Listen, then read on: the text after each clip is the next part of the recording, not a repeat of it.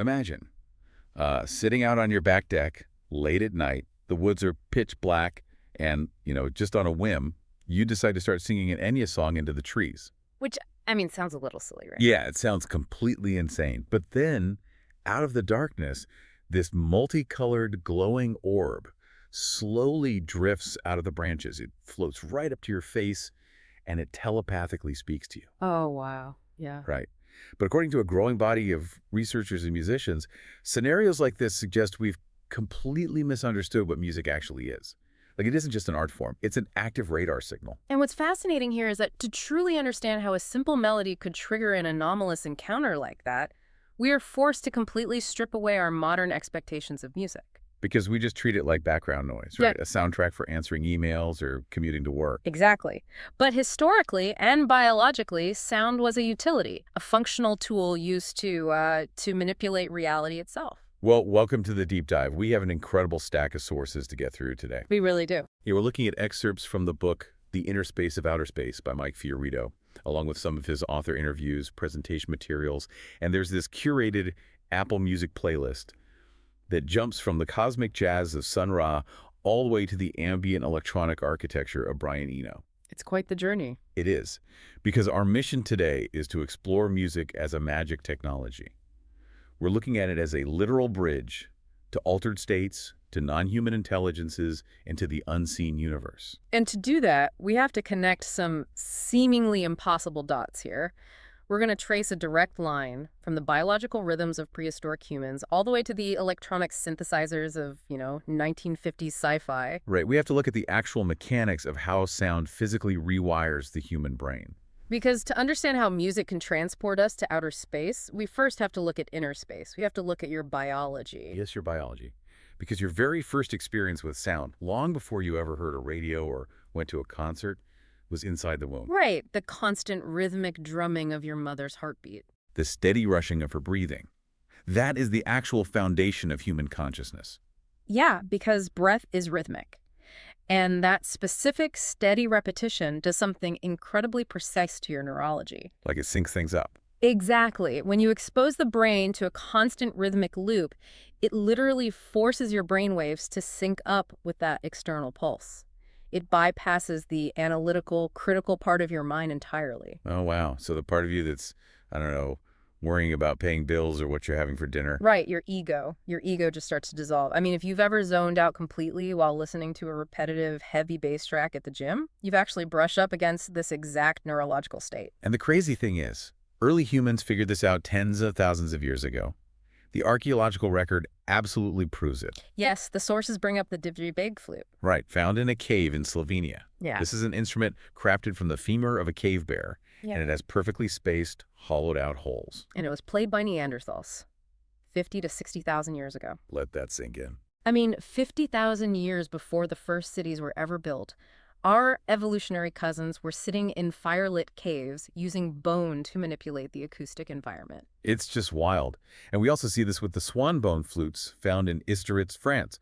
Those date back 26,000 years. So humanity was utilizing sound to forcibly open up liminal spaces inside their own minds way before we even had the concept of written language. Okay, let's unpack this.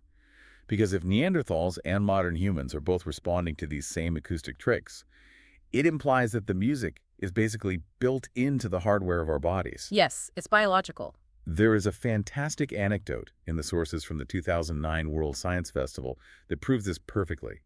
It features the vocal artist, Bobby McFerrin. Oh, this is a brilliant demonstration. It really is.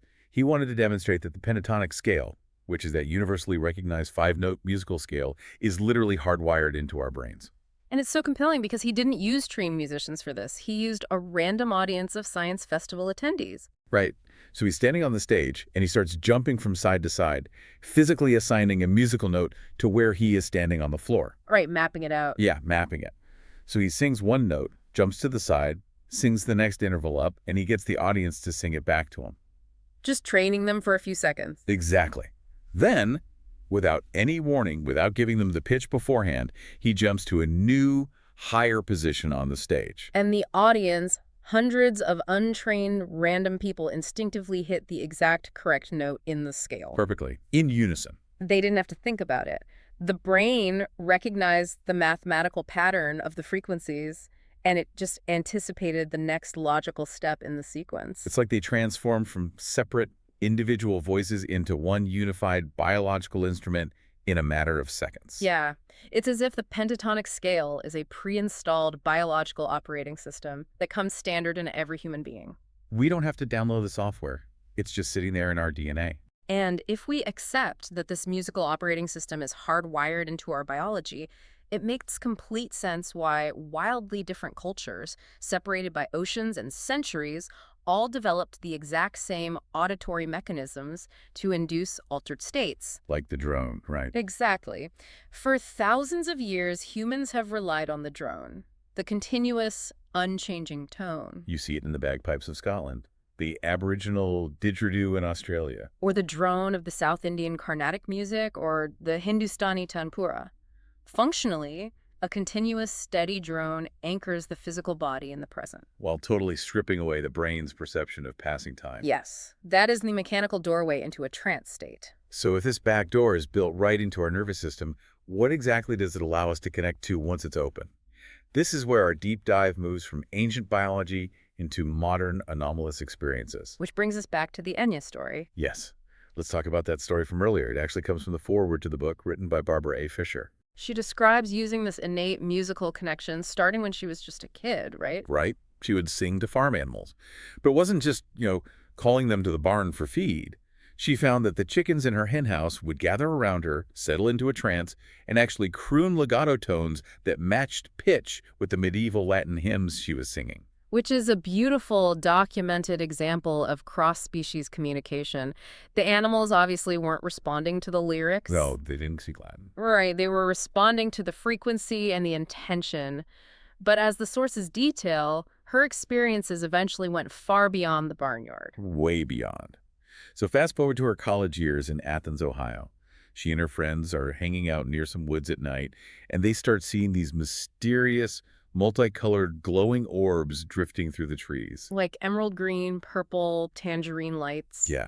And at first, they just write it off as local folklore Yeah. or, I don't know, atmospheric weirdness. Swamp gas, maybe. Exactly. But one night, she decides to use that same musical bridge she used with the animals. She sits on the deck and starts singing Enya's song, Exile, out into the dark. And the response was immediate. The lights began drifting out of the woods, physically drawn by the melody, floating right up to the edge of the deck. Yeah, and one of the orange orbs gets to eye level, about 5 feet away from her.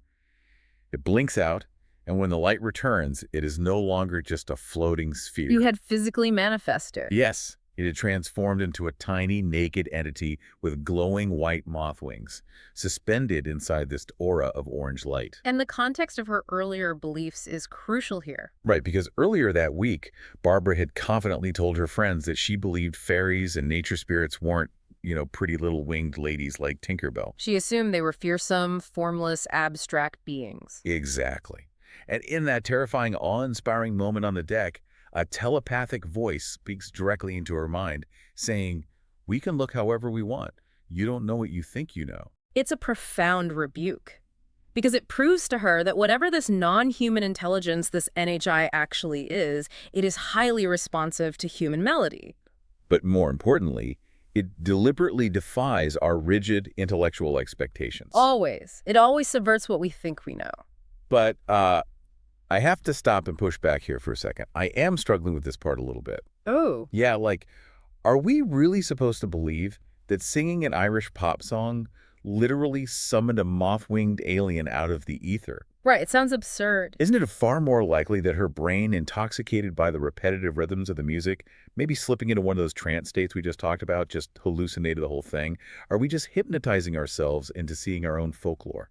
This raises an important question, and it's the exact friction that researchers like Terence McKenna and Jacques Vallée wrestled with for decades. Oh, okay. Yeah. When you look at their work, they argue that the UFO or non-human intelligence phenomenon operates entirely within what they call the mythic stratum of human consciousness. Meaning what, exactly? Think of the mythic stratum as the deep, dreaming layer of the human mind. It's the place where archetypes and symbols live. Vallée argued that this phenomenon acts as a trickster force. A trickster force. Yes. It deliberately slips beyond our rigid scientific categories. It won't let us pin it down. But here's the crucial takeaway from the sources. It honestly does not matter if you view that glowing moth woman as a psychological projection from her deep unconscious or as a literal flesh and blood alien being. It doesn't matter. Why wouldn't it matter? Because the function of the encounter, the biological and psychological outcome, remains exactly the same. The function of the encounter. Unpack that for me. So both Carl Jung, the famous psychoanalyst, and Mircea Eliade, the historian of religion, noted that these types of bizarre encounters operate as a compensatory message. Okay, I'm tracking. Our modern technologically driven society is dominated by a very binary spreadsheet-style logic. Everything has to be black and white, quantifiable, and ruthlessly efficient. Right. There's no room for magic in a spreadsheet. Exactly. But the phenomenon which is so often summoned by art, music, and intuition violently disrupts that spreadsheet. It acts like a bucket of ice water to the face of modern society. Oh, I see. It forces you to look up from the math. Yes. It urges us away from absolute rationalism and pulls us back toward fluid, mysterious, partnership-based thinking. It reminds us that reality is far stranger than our equations suggest. Okay, so Barbara stumbled onto this biological backdoor by accident. But what happens when a brilliant musician realizes this backdoor exists and actively tries to hack it? Oh, this brings us to a massive pivot point in the sources. Yes. Enter the ultimate sonic shaman, Sun Ra. Sun Ra is a monumental figure in this exploration. He was born Herman Poole Blount in 1914 in segregated Birmingham, Alabama. But he flat out rejected his earthly origins. He legally changed his name and claimed he wasn't born at all, but rather came from the planet Saturn via a process he called transmolecularization. And we really shouldn't brush past that term. For Sun Ra, transmolecularization wasn't just a sci-fi buzzword to sound cool. No, it was deeply serious for him. It was his functional description of breaking down his physical, oppressed reality in the Jim Crow South and completely reassembling himself as a cosmic entity. He famously stated, "I've separated myself from everything that, in general, you call life." Wow. And he realized that standard swing jazz, while beautiful, was essentially just putting people to sleep. It was passive entertainment. Right. It was just the background music we talked about earlier. Exactly. He needed to push the music into the radical avant-garde to wake people up. He wasn't just playing chords. He was practicing what he called tone science. Tone science, meaning he believed he could use specific dissonant acoustic frequencies to physically manipulate the nervous systems of his audience. To really grasp the scale of his vision, the sources point us to the 1974 science fiction film he co-wrote and starred in, called Space is the Place. There is an incredibly symbolic scene in that film. It's set in a 1943 Chicago strip club. Sun Ra is on stage, pounding the piano with heavy, irritating, dissonant chords. He is intentionally scrambling the environment. And then he gets confronted by a pimp overlord character named the Overseer. Right, and they sit down and agree to play a game of tarot cards for the ultimate fate of the black race. The cards they draw are basically the thesis of his entire life. The Overseer draws the Chariot. Now, in traditional ancient esoteric readings, the chariot represents the vehicle of soul ascension. But Sun Ra updates the mythology. In his modern mythos, the chariot is the symbol of the UFO, the extraterrestrial spacecraft. And the book specifically associates Sun Ra himself with the magician tarot card. Yes. If you picture the magician card, it's a figure standing with one hand pointing up to the cosmos and the other hand pointing down to the bird of the earth. As above, so below. So Sun Ra was pointing his audience toward outer space, but he was entirely grounded in the very real terrestrial struggle for civil rights. Exactly. He was using electronic technology, Egyptian cosmology, and avant-garde jazz to forge an alter destiny for Black Americans. Here's where it gets really interesting. Yeah. Because Sun Ra eventually starts bringing in new experimental technology. The Moog synthesizer, the Mellotron, the Celesta. Yes. Playing dissonant chords on a Moog synthesizer wasn't just artistic expression. He was essentially using audio feedback to scramble a jammed radio signal in the listener's brain, Forcing them to reset their mental baseline. He wanted to rewrite the code of reality using exotic electronic frequencies. If we connect this to the bigger picture, the geographical context of Sun Ra's life adds a vital layer of meaning here. Oh, right, Alabama. Yes, he attended university near Wernher von Braun's rocket labs in Huntsville, Alabama. This was the birthplace of the American space program. But at the time, The literal space program almost entirely excluded Black Americans. Exactly. The African-American press routinely pointed that out. So Sun Ra simply bypassed NASA. He took the imagery of space and reclaimed it. He utilized a profound double entendre regarding the concept of blackness. He redefined it entirely. He said it wasn't just a sociological category imposed by a segregated society. Blackness was the cosmic, infinite void of outer space itself. He turned the darkness of space into a realm of ultimate freedom, like an escape hatch from oppression. Yes, and he framed it as a divine, vitalistic principle of the universe. Now, Sunrise's radical reimagining of the future through electronic sound didn't exist in a vacuum. It birthed an entirely new vocabulary for how the entire world imagines the unknown. It really did.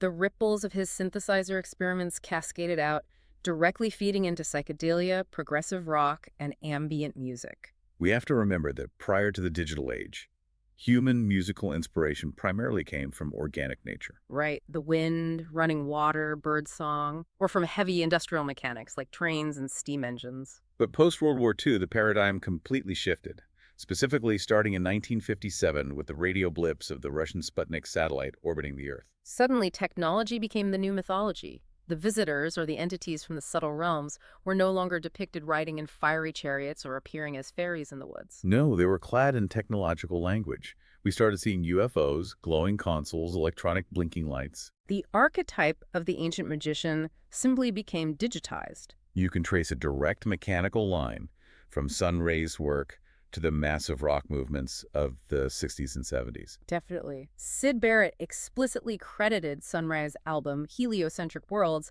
as the sonic inspiration for launching Pink Floyd. Right, if you listen to early Pink Floyd tracks like Astronomy Domine and Interstellar Overdrive, they are heavily utilizing echo units and delayed guitars. And the physics of that are so important. By washing out the guitars with echo and stripping away a predictable rhythmic downbeat, they removed the brain's sense of forward momentum. They used audio engineering to literally suspend the feeling of gravity for the listener. And progressive rock bands like Yes took this a step further. They deliberately blended the organic sounds of nature recordings of rivers and insects with highly futuristic, synthesized arrangements. Merging the ancient Earth with outer space. Yes. Then you have the ambient pioneers, most notably Brian Eno. Eno completely changed the function of a record. He wasn't writing catchy pop hooks with a verse and a chorus. No, he treated music as architecture. Creating rooms made of sound through minimal glacial changes. He was relying heavily on those ancient principles of the drone and repetition to bypass the ego. Just like the bagpipes or the tempura we talked about earlier. Exactly, which perfectly parallels the later work of Stephen Halpern, a pioneer of New Age healing frequencies. Right. He focused on tuning synthesizers to specific frequencies like 432 hertz and 963 hertz to mechanically induce deep states of cellular serenity. Or consider Pauline Oliveros, who developed the concept of deep listening. This is a practice that uses sustained electronic sound to trigger the active imagination.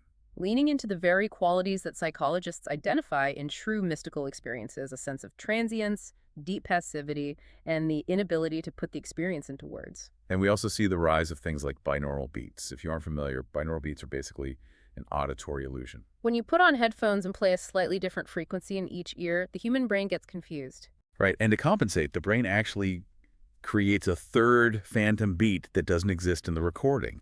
It's a biohack that physically forces your brainwaves into a targeted trance state. It's incredible technology. It is. But learning about all this technology makes me wonder something. What's that? By replacing the natural sounds of rivers and wind with Moogs, synthesizers, and binaural beats, did we distance ourselves from nature? Or did these artists actually manage to build a new kind of digital nature for the modern mind? That is the crucial synthesis of this entire stack of sources. To answer that, we can look at the legendary music archivist Harry Smith, who famously said, "I saw America change through music." Meaning the tools changed, but the goal was the same. Exactly. The argument here is that these electronic soundscapes are not unnatural. They are simply the modern equivalent of the shaman's drum. In an era where we are surrounded by concrete power lines and glowing screens, these musicians created an immersive sonic architecture. They built a tool that allows modern, tech-obsessed listeners to access the exact same ancient, subtle realms that the Neanderthals accessed with bone flutes in those firelit caves. It's the exact same bridge, we've just built it with different materials. So Precisely. what does this all mean? When you step back and look at the whole picture, the narrative through line is undeniable. Music isn't just a playlist you throw on to pass the time. No, it is an ancient, potent technology. From the 60,000-year-old bare-bone flutes in Slovenian caves to Bobby McSarron proving the math is in our DNA. From Barbara's melodies pulling glowing orbs out of the woods, to Sun Ra using synthesizers to scramble the Jim Crow bass line of reality, all the way to Brian Eno's ambient architecture. Music is a precision tool designed to bypass your analytical defenses. It exists to connect us to a broader, unified reality. It breaks down the illusion that you are separate from your environment. Yes. So the next time you put on your headphones and close your eyes, remember what you are actually doing. You are participating in an ancient ritual. You have that pentatonic scale hardwired into your very blood and bones. You are engaging with a vibration that can literally alter your physical perception of reality, opening a portal to those subtle realms. You are tapping into a continuum of human experience that is as old as our species itself. Which leaves us with one final massive concept to ponder.